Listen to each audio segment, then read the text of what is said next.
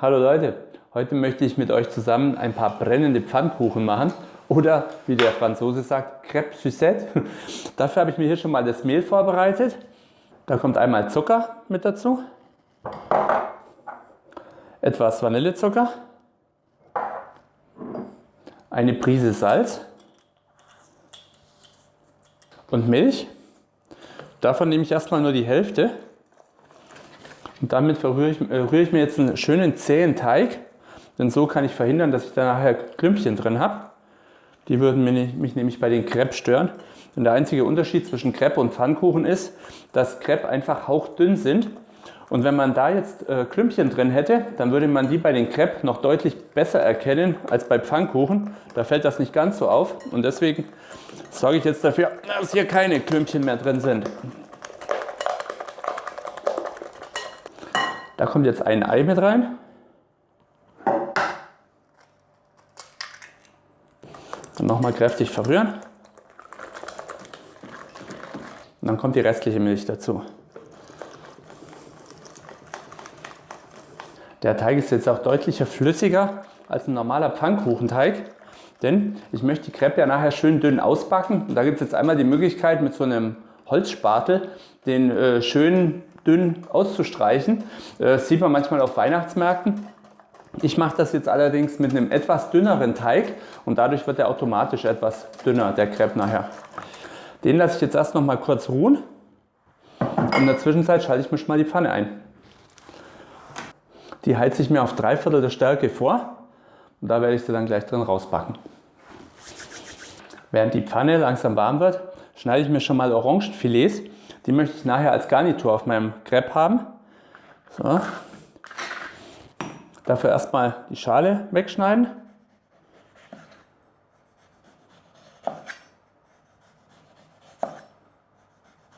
Und dann schneide ich mir mit einem Messer die einzelnen Segmente raus. So.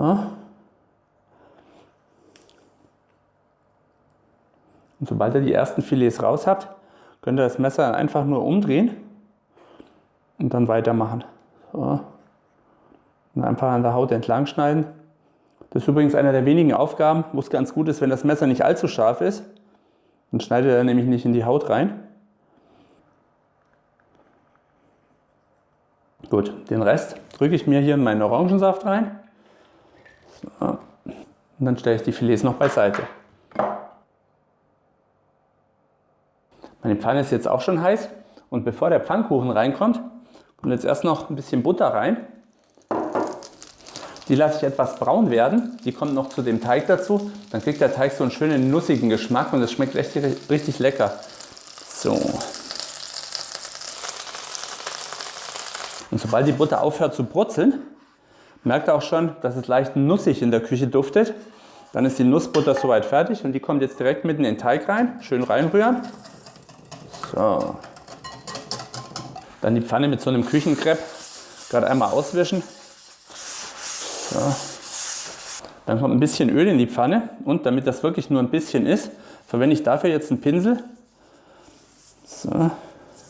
Denn der Crepe soll ja nachher richtig schön dünn sein und wenn ich zu viel Öl in der Pfanne habe, dann kriege ich nachher Löcher in den Crepe und das möchte ich ja auch nicht. So, jetzt in die heiße Pfanne ein bisschen was von dem Teig und dann einfach kreisrund bewegen, dass der sich richtig schön verteilen kann. So, beim nächsten Mal nehme ich noch ein bisschen weniger, dann wird er noch dünner. Sobald der Crepe auf der einen Seite trocken ist, wende ich ihn. So. Und zwar beim Wenden, beim Pfannkuchen kann man die schön in der Pfanne schwenken, aber die Crêpes, wenn die wirklich hauchdünn sind, haben die so ein geringes Eigengewicht, dass die sich kaum schwenken lassen. Die klappen dann meistens nur zusammen. Deswegen nehme ich mir da als Hilfsmittel so eine Palette, damit geht es nämlich wirklich einfacher. Und damit ist der erste Crepe auch schon fertig. So. Der ist so dünn, der will gar nicht aus der Pfanne. Na? Also hier kann man es richtig schön sehen, der ist wirklich hauchdünn und genau so soll ein Crepe sein.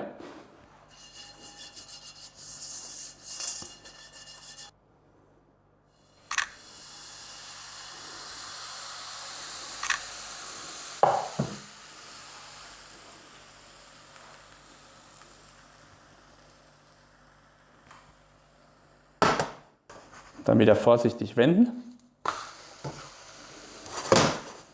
und weiterbacken. Damit ist der dritte Crepe auch schon fertig. So, und jetzt wechsle ich gerade die Pfanne. Nicht, dass man die in der Pfanne nicht machen könnte, aber in der Edelstahlpfanne sieht man es einfach besser.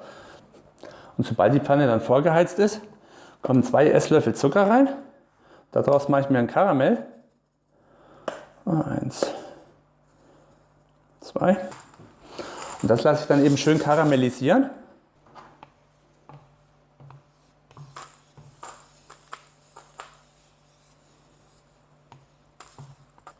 Und sobald der Zucker so eine schöne goldgelbe Farbe hat, kommt etwas Butter dazu.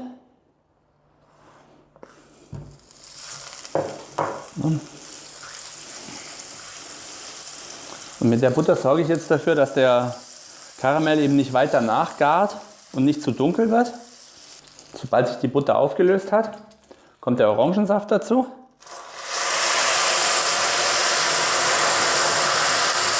Und das Ganze lasse ich jetzt so lange kochen, bis sich der Zucker, also der Karamell, in dem Orangensaft aufgelöst hat.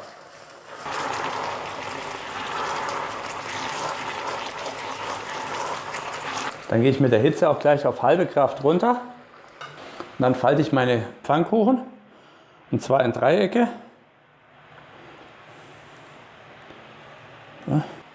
Da das normalerweise übrigens im Restaurant gemacht wird, nimmt man dafür dann eine Gabel und faltet die damit. Aber bei mir zu Hause darf ich es mit den Händen machen. Sobald sich der Zucker eben aufgelöst hat, kommen jetzt die Pfannkuchen mit dazu.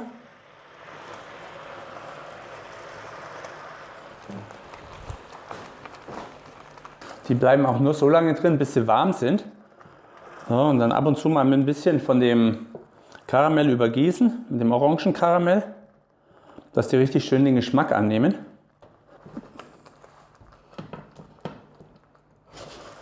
Und was jetzt noch fehlt, ist das Feuer.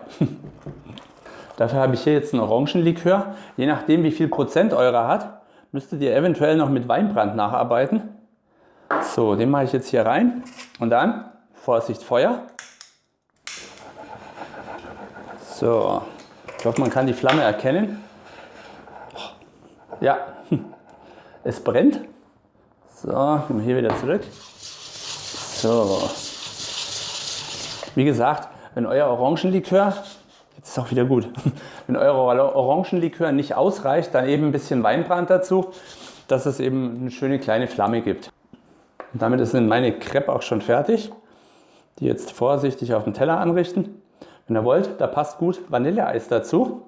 Ich packe euch den Link hier rein, dann könnt ihr Vanilleeis auch selber machen. So, also einmal die 2.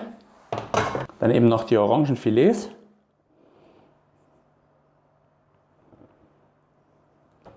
Ganz wichtig natürlich auch was von der Orangensoße.